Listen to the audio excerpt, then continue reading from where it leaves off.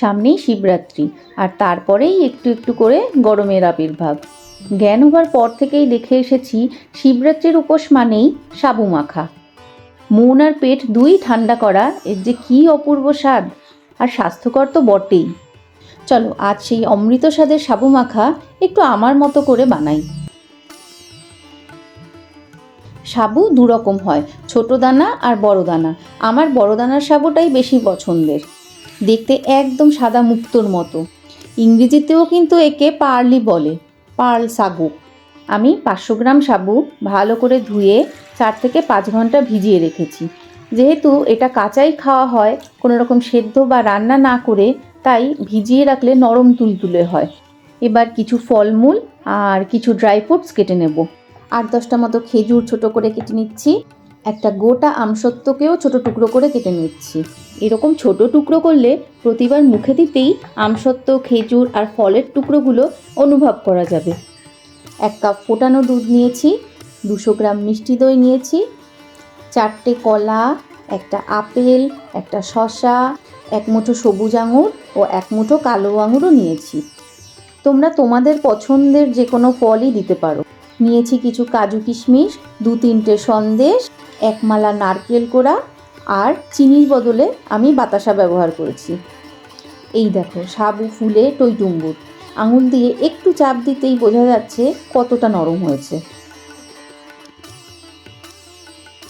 এবার সব কিছু মিশিয়ে মাখতে থাকবো। এই সাবু কিন্তু হাত দিয়েই চটকে চটকে মাখতে হয়। যতই আমরা মডার্ন হই না কেন, যুগ যুগান্তরের এই সাবেকি পদ্ধতির পরিবর্তন না করাই কিন্তু ভালো। এবার বাতাসাগুলো ভেঙে গুঁড়ো করে নেব, সাথে সন্দেশগুলোও ভেঙে ভেঙে দেব। সাদা বা লাল যে কোনো বাতাসাই দেওয়া যায়, তবে লাল বাতাসাটা গুড়ের তৈরি, তাই এটা আমার বেশি ভালো লাগে। এই বাতাসা কার কার প্রিয় বলো দেখি? আমার তো খুব প্রিয়। প্রচণ্ড গরমে বাতাসা জল দিয়ে ভিজিয়ে খেলেও কিন্তু পেট ঠান্ডা থাকে। আমাদের বাড়ির সামনে একটা বাতাসা তৈরির ঘুমটি মতো আছে।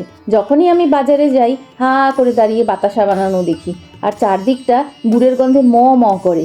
কী যে ভালো লাগে, একদম নস্টালজিক। আর মিশিয়ে দেব নারকেল কোড়া ও মিষ্টি দই। এবার সব কিছু একসাথে ভালো করে মাখতে হবে। একটু মাখার পর এবার ফুটিয়ে রাখা দুধ মিশিয়ে আবারও মাখবো। যদি তোমরা দুধ পছন্দ না করো, তাহলে দুধের বদলে জলও মেশাতে পারো, তবে দুধের স্বাদ কি আর জল মেটাতে পারে?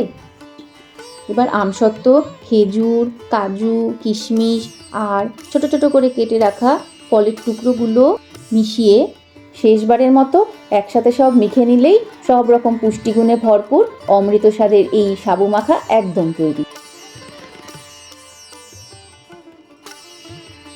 এত স্বাদ সরঞ্জাম দিয়ে তৈরি করলে এর স্বাদ যে অমৃত সমান হবে তার হলফ করেই বলা যায়।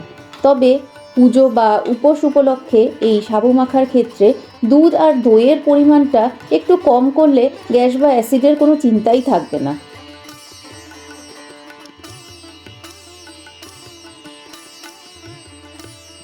এ তো হলো পুজো উপলক্ষের সাবু মাখা।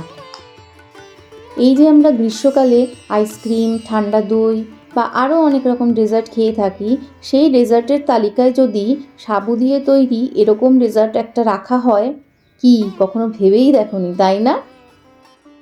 এই গরমে একবার খেয়ে দেখো, বিশ্বাস করো খুব ভালো লাগবে। একটা কাচের গ্লাসে বা কাচের বাটিতে ঠান্ডা ঠান্ডা সাবু মাখা, ওপরে কিছু পছন্দসই ড্রাই ফ্রুটস, একদম ইউনিক কিন্তু ব্যাপারটা। আজকালকার ছেলেপুলেরা তো এসবের দিকে ফিরেও তাকায় না। আশা করা যায় এই আইডিয়াটা তাদের বেশ ভালোই লাগবে। এবার বলো, তোমাদের এই সাবু মাখা কেমন লাগলো?